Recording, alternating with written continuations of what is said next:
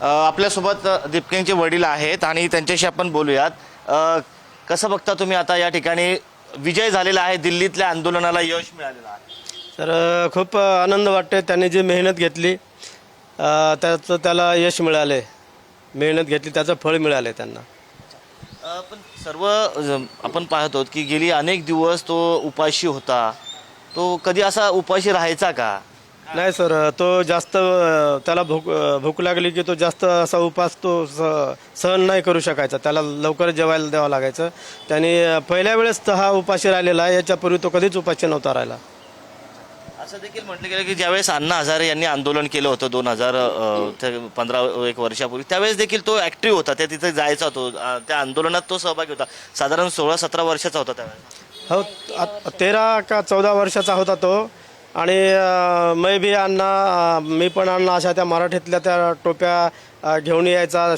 त्याच्या मुलं जे मित्र होते त्यांना पण द्यायचा. आणि तो माझ्या घरी पण टोप्या घेऊन यायच्या आणि मला म्हणायचं तुम्ही पण घाला. आई म्हणून आता जो विजय झाला आहे त्यानंतर त्याच्या जीवनातला कुठला असा क्षण होता ते तुमच्या डोळ्यासमोर आला? त्याच्या जीवनातला क्षण म्हणजे हा खूप आनंदाचा क्षण आहे, आत्ताचा आहे. आणि तो एक 10वीला पास झालेला होता, तो एक क्षण होता. 10वीलाही त्यांनी खेळायचे मार्क न घेता, काही न घेता 96% त्यांनी त्याचे जे प्रामाणिकपणाचे मार्क तेच घेतले. अरे म्हटलं बाळा, पोरांनी खेळायचे मार्क घेतले, तू का नाही घेतले? तर नाही म्हणे, मला ह्याच मार्कामध्ये समाधान आहे म्हणे, मला खेळायचे मार्क नाही घ्यायचे म्हणे. हे सर्व आंदोलन सुरू होता, तो उपाशी होता, त्याच्या पायाला लागलंय, त्याला टायफॉइड झाला. या काळामध्ये कुठं असं वाटलं की त्याने आता आंदोलन थांबवावं, घरी यावं? एक आई म्हणून तुम्हाला असं वाटलं? नाही, मला वाटत होतं ना की त्यांनी घरी यावं बाबा, की आता याला खूप त्रास व्हायला लागला. तर तो नाही म्हटला, मी राजीनामा घेतल्याशिवाय मग मी घरी येणारच नाही म्हणे. म्हटलं बाळा नको, तुझी तब्येतही बिघडायला लागली. तर नाही म्हणे, मी राजीनामा घेईल तेव्हाच घरी येईल म्हणे, मी आता देशाचा आहे म्हणे. म्हटलं बाबा तू आम्हाला एकटा आहे म्हटलं. तर नाही म्हणे, काहीच हरकत नाही, हे सर्व विद्यार्थी आहेत ना म्हणे माझ्यासोबत. हां, तुम्हाला काय वाटतं की बोला तुम्ही बोला, तुम्हाला काय वाटतं की आता या ठिकाणी तो देशाचा आहे असं तुम्ही म्हणतायत, तर खरंच तो आज काही एक युवांचा आयडॉन, गळ्यातला ताईत पण? हो, आज तो गळ्यातल्या सर्वांचा ताईत बनलेला आहे. हे त्याच्या प्रामाणिकपणाचं फळ आहे, संविधानाचं एक फळ आहे, त्याच्या प्रामाणिकपणाचं आहे, लोकशाहीचं आहे. कधी असं वाटलं नाही का? लोक म्हणतात की आपल्या मुलांना आंदोलनापासून दूर ठेवतात, मात्र तुम्ही राज्याबाहेर पाठवलं त्याला. नाही, आम्हालाही वाटत होतं, पण आता त्यांनी नाही ऐकलं ना आमचं. आम्हाला नको वाटत होतं, कारण राजकारणात कोणी नसल्यामुळे, अनुभव नसल्यामुळे आम्हाला नको वाटत होतं, पण त्यांनी ऐकलं नाही आमचं. तुम्ही एक वडील म्हणून त्याचा एक आयुष्यभराचा मोठा त्याग म्हणून काय पाहता ते आंदोलन? सर, मोठा त्याग म्हणजे त्याला जे ऑफर आलेल्या होत्या अमेरिकेमध्ये, चांगल्या ऑफर होत्या त्याला, चांगल्या ॲडव्हर्टायझिंग कंपनीमध्ये, तर त्यांनी त्या नाकारल्या. मी म्हणलं होतं की त्याला तू त्या कुठली तरी एक 3 ऑफरपैकी कुठली तुला जी वाटेल किंवा जिथं जास्त पेमेंट आहे ती जॉईन कर आणि तिथं वेल सेटल हो म्हणलं तू. तर त्यांनी नाही ऐकलं. नाही म्हणे, मला 22 लाख म्हणजे 2.25 कोटी लोकांनी कॉल केला आहे म्हणे की तू तिथं हवेत बसून काय गप्पा मारतो म्हणे अमेरिकेमध्ये, इथे भारतामध्ये ये त्यांना आणि इथे करून दाखव म्हणे, तुला जमिनीवर उतर म्हणे, काय करते इथे ये म्हणे इंडियामध्ये. तर त्याला ते खूप लागलं, कारण त्या इतरांचा समज होता की तो अमेरिकेमध्ये गेला म्हणजे तो तिकडं खूप वर्षापूर्वी गेलेला असेल किंवा तिकडचाच भारतीय म्हणून असेल. त्यांचा असा समज झालेला होता की तो खूप याच्यामध्ये शान शोकामध्ये वाढलेला असेल. त्याच्यामुळे त्याला ते खूप लागलं ती गोष्ट, आणि त्याच्यासाठी तो इकडे आला. मी पहिल्यांदा तुमचा इंटरव्ह्यू घेतला होता ज्या दिवशी अभिजितने कॉक्रोच जनता पार्टी उघडली होती आणि तो प्रकाश झोतामध्ये आला होता, तेव्हा आपण याच ठिकाणी भेटलो होतो, त्या डम्पिंग ठिकाणी. मग त्यावेळेस तुम्ही असं म्हटलं त्याच्या आंदोलनाला माझा पाठिंबाने किंवा तो काय करतो मला माहिती नाही आहे असं तुमच्या शब्द. आज त्यांनी करून दाखवलेलं आहे, आज तो देशाचा एक हिरो म्हणून समोर आलेला आहे. या क्षणाला तुमचं आंदोलन, आत्ता त्याचं तुमचं मत काय आहे? सर, तेव्हा वाटत नव्हतं की त्याला म्हणजे तो एवढं काय करू शकतो म्हणून. तर माझ्या पाहण्यातला जो अभिजित होता तो एक माझा मुलगा म्हणून बा कुठंतरी पुण्याला शिकला, इंजिनिअरिंग, तर मला इंजिनिअरिंग करायचं नाही म्हणे, जर्नलिझम करायचं.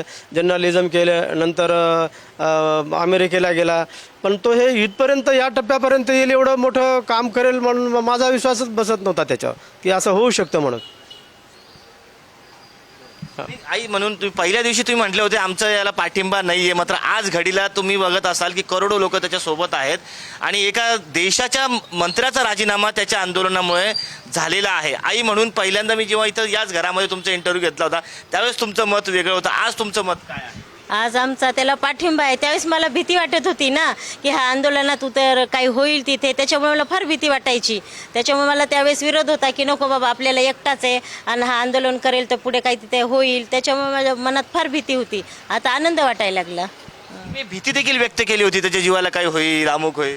हो ना, सांगता येत नव्हतं ना काही होईल. आता काय होईल तिथे नेमकं मलाही सांगता येत नव्हतं ना एवढ्या गर्दीमध्ये. आणि एक तर ते जयपूरलाही त्याला मारण्यात आलं होतं, त्याच्यामुळे मला धडकी भरलेली होती. आता कुठे काय होईल याचं सांगता येणार नाही, त्याच्यामुळे फार भीती वाटत होती मला. जसा तुमचं राहणं साधं राहणीमान आहे तसं दीपकेचं तसं साधंच राहणीमान आहे. लहानपणापासून त्याच्यावरती याच नाही खूप साधा आहे तो. इतका साधा आहे ना, तो गावाकडे जरी गेला कोणी बसलं तिथे जमिनीवर तर तो मांडी घालून बसणार. सगळे आजी जे काका चुलते सगळ्यांशी हसून खेळून बोलणार. आणि एवढा लाडका, किती पोरं जरी असले आणि सगळ्यांना घेऊन जेवायला जाणार तो. म्हणजे एवढं त्याला हे होतं लहानपणापासूनच, म्हणजे साधी राहणीमान त्याचं, उच्च उच्चारण साधी राहणीमान. तो लहानपणापासून असाच अन्याय विरोधात लढायचा की काय म्हणजे कसं लहानपण कसं? तर तो त्याला अशी गरिबी असं कोणाकडं काही समजा गरजवंत असेल तर असं जास्त याचना वगैरे करत असेल तर त्याला ते पाहायला नाही जायचं. इथे करोनामध्ये आमचं 3 महिन्याचं राशन भरलेलं, त्यांनी सर्व इथल्या ते कामगार लोकांना 3 दिवस इथे जेवू घातले होते त्यांनी. तर त्याला ते सुरुवातीपासून एक जाणीव होती गरीब लोकांची, खूप त्याला तळमळ होती. त्याला ते अन्याय त्याला सहन ते म्हणे आता कारण बिल्डर लोकांनी जे लेबर बोलवले होते, हॉटेल बंद झाले, काही लोकांनी तर त्यांना पेमेंटसुद्धा दिले नाही त्यांचे, की त्याला मग ते इथं लोक यायचे. मग त्यांना माहीत झालं की हा इथं आहे म्हणून, तर मग बऱ्याचशा लोकांना त्यांना इथं बोलवून इथं जमवून त्या 3 दिवस त्यांना जेवू घातलं त्यांनी. अभिजित जर जिंकला, त्याच्या आंदोलनाला यश आलं, सर्वप्रथम कोणी सांगितलं, कसं म्हणजे काय वातावरण होतं त्यावेळेस, कोणी फोन केला? आणि सर माझा एक मित्र आहे, ते म्हणे हा जाधव म्हणून तू कुठे आहेस म्हणे. म्हणलं साहेब घरीच आहे मी, सिडकोतच राहतात ते सुदाम जाधव म्हणून. तर म्हणे तो राजीनामा मंजूर झाला म्हणे, तुम्ही बघितला का? नाही म्हणलं मी नाही बघितला. म्हणे बघा म्हणे. मग मी यूट्यूब बघितलं, ते बातम्या चालू होत्या की राजीनामा मंजूर, धर्मेंद्र प्रधानने राजीनामा दिला म्हणून. साहजिकच एवढं मोठं आंदोलन यश मिळत, त्या क्षणी ऊर भरून आला. हो, काल खूप रडायला येत होतं, एवढं रडायला येत होतं ना काल. म्हणजे सगळे जे 6 जूनपासून तो तिथून, तसं तर 4 जूनपासून जेव्हा तो अमेरिकेतून निघाला तेव्हापासूनच जे मन दाबलं होतं रडायचं, काल मोकळं रडायला आलं, फार रडायला आलं काल. तुम्हाला फोन वगैरे आलाय अशात जेव्हापासून हे झालं? हां, मी केला होता, परवा रात्री केला होता. त्याला ते टायफॉइड वगैरे झालं ना, मग त्याला परवा रात्री बोलले होते, तर नाही म्हणे सलाईन इंजेक्शन चालू आहे, काही टेन्शन घेऊ नका म्हणे. मी म्हटलं ठीक आहे म्हटलं, पण तू काळजी घे म्हटलं पाण्या पावसाचं वगैरे. तर हो म्हणे, मी काळजी घेतो म्हणे. कालचा दिवस चांगला होता, आषाढी एकादशीच्या दिवशी त्याला यश. हो, आषाढी एकादशीच्या दिवशी यश मिळालं त्याला. कालचा दिवस खूप आमच्यासाठी चांगला होता.